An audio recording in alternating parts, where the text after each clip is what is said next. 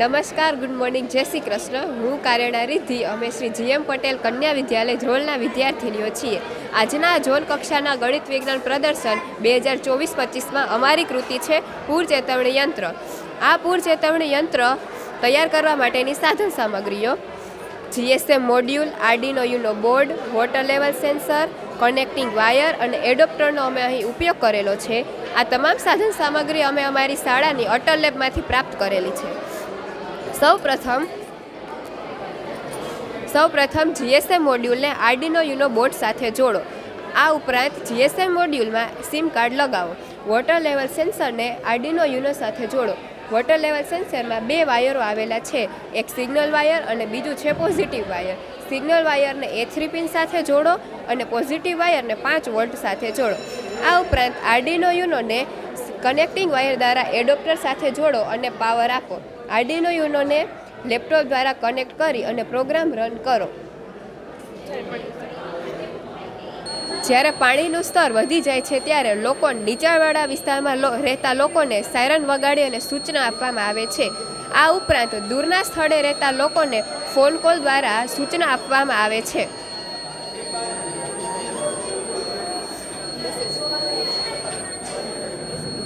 આ ઉપરાંત એક મેસેજ પણ આવે છે કે જેમાં આપણે આશ્રય સ્થાનનું લોકેશન અને આ ઉપરાંત આશ્રય સ્થાનની તમામ માહિતીઓ આપેલી હોય છે. અહીં અમે અમારી શાળાનું આશ્રય સ્થાન તરીકે લોકેશન નાખેલું હતું.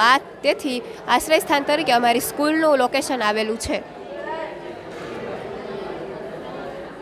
આ ઉપરાંત અમે અમારી શાળાની વિદ્યાર્થીનીઓ દ્વારા ક્રિયાત્મક સંશોધનની રચના કરેલી છે. તારીખ 25 થી 28 ઓગસ્ટ દરમિયાન જામનગર જિલ્લામાં રંગમતી નદીના કિનારે ઘોડાપુર આવેલું હતું. આ તમામ માહિતી અમે ન્યૂઝપેપર દ્વારા કનેક્ટ કરેલી છે.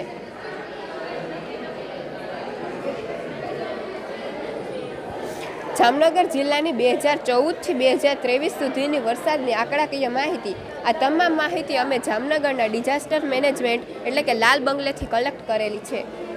આ ઉપરાંત 25 ઓગસ્ટથી 28 ઓગસ્ટ હમણાં જ હાલમાં જ આવેલા વરસાદની તમામ માહિતી અમે અહીં કલેક્ટ કરેલી છે.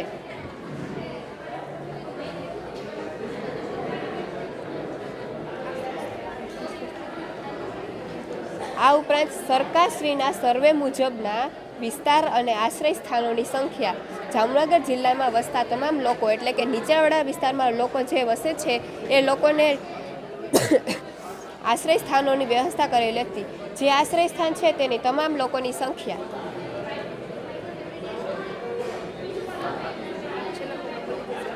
ટોટલ 49,492 લોકોને જામનગર જિલ્લામાં આશ્રય સ્થાન આપવામાં આવેલું હતું.